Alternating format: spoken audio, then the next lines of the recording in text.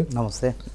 దాంట్లో పవన్ కళ్యాణ్ ఉద్దేశపూర్వకంగా తెలంగాణని కించపరిచే విధంగా అన్నట్టు అనిపించిందా? ఎందుకంటే బీఆర్ఎస్ కాంగ్రెస్ పోటీపడి ఆయన మీద దాడి చేస్తున్నాయి కదా. అది తప్పకుండా అది తెలంగాణ ప్రజలను కించపరిచే విధంగా మనోభావాలను దెబ్బతీసే విధంగా అనిపించింది. ఇప్పుడు అది సరే తప్పు దొర్లింది, మాట ఏదో తొల్లిపడింది, వెంటనే దాన్ని ఉపసంహరించుకోవచ్చు కదా. మేమేం అంటలేదు, ఉపసంహరించుకోండి, లేకుంటే తెలంగాణ సమాజానికి క్షమాపణ చెప్పండి. మేమంతా కూడా అభిమానమే పవన్ కళ్యాణ్కి, తెలంగాణ మేమే ఉన్నది. మరి అట్లాంటప్పుడు తెలంగాణలో ఇంత అభిమానం ఉండి నైజాంలో వారు సినిమాలు ఆడేటప్పుడు ఈ విధంగా తెలంగాణ వాళ్ళ కళ్ళు ఎర్రబడ్డాయి, తెలంగాణ దిశ జరిగిందని ఈ విధంగా మాట విన్నారు కదా, మీరు కదా, స్పష్టంగా కనపడుతుంది. కాబట్టి ఇట్లాంటి వ్యాఖ్యలు మాట్లాడినప్పుడు పొరపాటునో లేక తెలుసో తెలియకో వారు అట్లాంటి డిప్యూటీ సీఎం హోదాలో ఉన్నారు, మళ్ళీ ఆ ప్రభుత్వంలో ఒక కీలకమైన భాగస్వామ్యం వహిస్తున్నారు అక్కడ. అప్పుడు తప్పకుండా వాటిని వెనక్కి తీసుకోవాలి. అంటే సోషల్ మీడియాలో నేనేదో మాట్లాడాను, దీన్ని ముగిద్దాం వివాదాన్ని, నిజంగా తెలంగాణ ప్రజల మనోభావాలు దెబ్బతింటే నేను క్షమాపణ చెబుతాను అన్నా పర్వాలేదు, ఆ వ్యాఖ్యలను వెనక్కి తీసుకున్నా పర్వాలేదు. ఆయన అధికారం లేనప్పుడు తెలంగాణ అంజన్న ఆశీస్సులు కావాలి అంటే తెలంగాణ ప్రజలు అంజన దగ్గరకు వస్తే పవన్ కళ్యాణ్ తెలంగాణ కాదే వారాహి, అదే కొండగట్టు అంజన్న, కొండగట్టు అంజన్న అంటే అంజన్న అనే పదం ఏంటంటే తెలంగాణ మాండలికంలో కొండగట్టు అంజన దగ్గరికి తన వారాహి రథాన్ని తీసుకొస్తే మేమందరం కూడా అదే పర్లేదు, తెలంగాణలో ఉన్నటువంటి కొండగట్టు మొదలైంది కాబట్టి ప్రజలందరూ కూడా వారిని దీవించారు. ఒకసారి ఓడిపోయినా ఈసారి గెలవాలి అని చెప్పి చాలా మంది వారి అభిమానులు కోరుకున్నారు. అట్లాంటప్పుడు మాట్లాడేటప్పుడు ప్రభుత్వంలో ఉన్నటువంటి ఉప ముఖ్యమంత్రిగా ఉన్న పవన్ కళ్యాణ్ గారు తెలంగాణ ప్రజల దిష్టి తగిలింది అనే విధంగా మాట్లాడినప్పుడు ఇంతకు ఇన్ని రోజులైంది, 4-5 రోజులైంది ఇప్పటికి.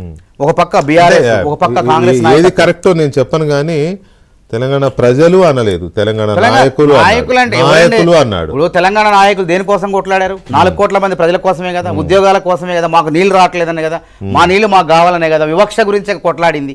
అట్లాంటి తెలంగాణ నాయకులు ఎవరి కోసం? ప్రజల కోసమే కదా. ఇటు ప్రజలు అన్నట్టు నాయకులు అన్నట్టు, నాయకులు అంటే ప్రజలు అన్నట్టు కదా.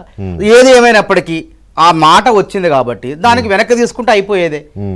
కాబట్టి అభిమానులందరూ కూడా సంతోషపడేవాళ్ళు. అయితే ఇక్కడ ఇంకొక ప్రశ్న మనోహర్ గారు, ఇప్పుడు అది జరిగిన వెంటనే రియాక్ట్ కాలేదు కాంగ్రెస్ పార్టీ. జరిగిన నెక్స్ట్ డే జగదీష్ రెడ్డి ఎవరు మన బీఆర్ఎస్ అనిరుద్ రెడ్డి గారు స్పందించారు. అది 3వ రోజు. నేను అదే చెప్తున్నా, అనిరుద్ రెడ్డి గారు ఏం మాట్లాడతాడో మీ పార్టీకే తెలియదు. సరే ఏదైనప్పటికీ విత్ డ్యూ రెస్పెక్ట్, ఆయన ఒక కాంగ్రెస్ పార్టీ ఎమ్మెల్యే కావచ్చు, కానీ ఎవరి మీద మాట్లాడతాడో ఎప్పుడు మాట్లాడతాడో పక్కన పెట్టండి. ఆయన మాట్లాడాడు పవన్ కళ్యాణ్ మీద, ఇంకొంచెం ఎక్స్టెంపోగానే మాట్లాడాడు, విచ్ ఈస్ అన్ఫార్చునేట్ థింగ్. ఆ భాష కూడా సరే, అది వేరే విషయం. కానీ very next day Jagadishwar Reddy గారు మాట్లాడితే 4 రోజుల గ్యాప్ తర్వాత కోమటిరెడ్డి గారు మాట్లాడాడు. కోమటిరెడ్డి గారు మాట్లాడి మరి నేను వెనకపోతా అన్న పొన్నం ప్రభాకర్ గారు. ఇట్లా ఏంటిది అంటే ఇది అంటే బాధ్యత. ఇప్పుడు ప్రజల గురించి తెలంగాణ సమాజాన్ని అవమానపరిచే విధంగా మాట్లాడినప్పుడు మంత్రులు స్పందిస్తారు. ఇప్పుడు డిప్యూటీ సీఎం స్పందించినప్పుడు మంత్రులు స్పందించారు. ఏమన్నారు వాళ్ళు కూడా? ఏమన్నారు? ప్రజాస్వామ్యబద్ధంగా మాట్లాడారు. సినిమాలు మంత్రి ఆయనకు హక్కు ఉన్నది. ఆపడం అంటే అవును. ఇప్పుడు తెలంగాణ సమాజాన్ని రేపొద్దున ఏదైనా గొడవలై కొట్లాట్లయి బాధ్యులు ఎవరైతారు? అప్పుడు ఎవరైనా పోయి మమ్మల్ని ఇట్లాంటి సినిమా ఆటాకలే తెరను కోసేస్తే ఆయనకు బాధ్యత ఉంది కాబట్టి ఆయన ఏమండు, మీరు ఉపసంహరించుకోండి, క్షమాపణ చెప్పండి అన్నాడు. లేదంటే వ్యాఖ్యలు వెనక్కి తీసుకోమన్నారు. బాధ్యతాయుతంగా మాట్లాడారు.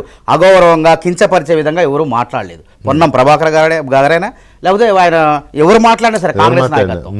కాబట్టి ఈ వివాదం అనేది విద్వేషాలుగా మారకముందే దీనికి ముగింపు పలకాలి. ముగింపు పలకాల్సింది ఎవరు? వారే. పవన్ కళ్యాణ్ గారు మాట్లాడాలి.